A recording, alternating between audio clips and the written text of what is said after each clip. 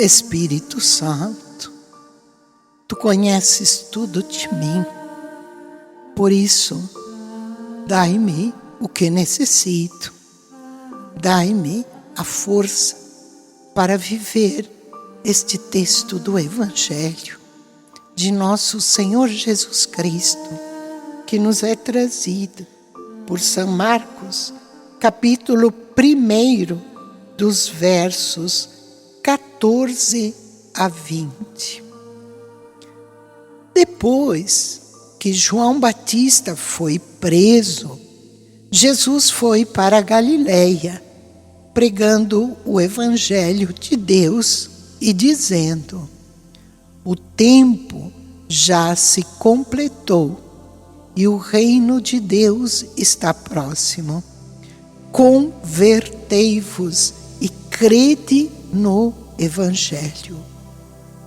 E passando à beira do mar da Galileia, Jesus viu Simão e André, seu irmão, que lançavam a rede ao mar, pois eram pescadores.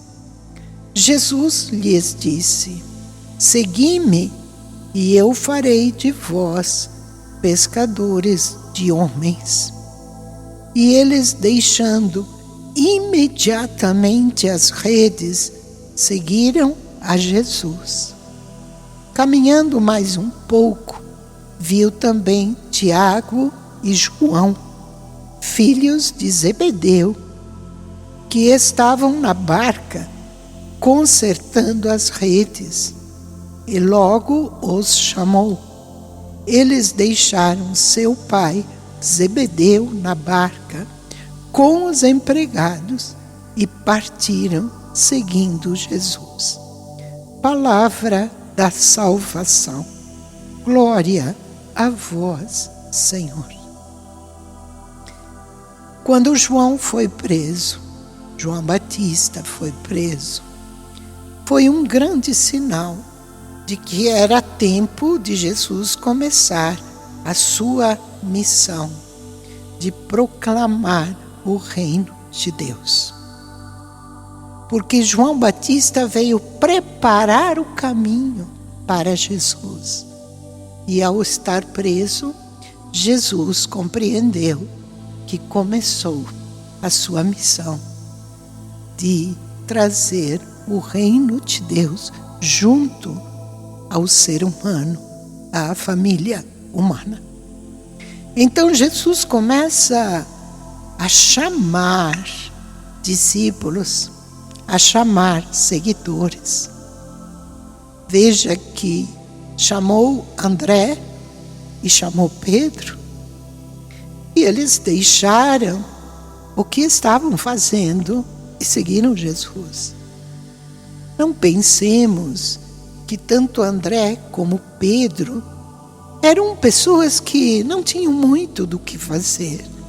Pedro era alguém que tinha uma frota, que tinha navios, barcos, o melhor dizendo. Era um homem respeitado, era um homem que tinha o seu poder, o seu status. Mas o chamado de Jesus o convenceu de largar isto aí, largar e segui-lo. Mais adiante, Jesus chama Tiago e João, e eles também deixaram seu pai, os empregados e o seu trabalho, e seguiram Jesus. Qual foi a recompensa deles? 2000 anos se passaram e estamos falando deles. Porque quando resolvemos de verdade seguir Jesus, nós nos eternizamos, porque Jesus é eterno. E aqueles que o seguem também se eternizam. No céu, mas também na história da humanidade. Vejam que o deixar foi bem variado. Tiago e João deixam o pai, os barcos, a rede e os empregados. Já Pedro deixa o barco, o seu trabalho de pescador e segue Jesus. Quanta dificuldade nós temos hoje de deixar para seguir Jesus.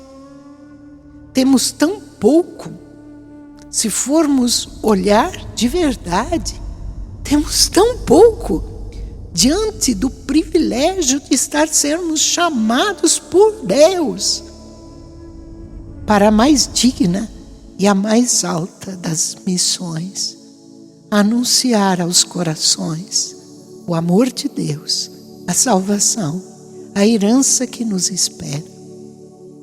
Somos tão apegados em nossos trabalhos, em nossos bens, em nossos familiares, em nosso isso, em nosso aquilo.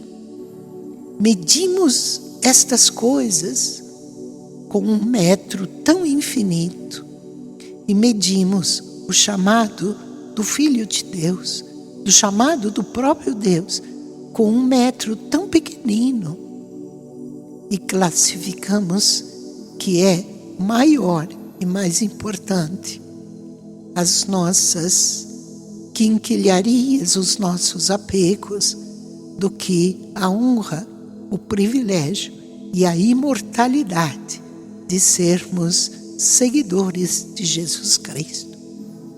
Que Pedro e André, Tiago e João possam emergir deste texto e também nos convencer, dar mais uma vez o seu testemunho, para que nos sintamos atraídos, que nos sintamos seduzidos por este chamado de nosso Senhor Jesus Cristo.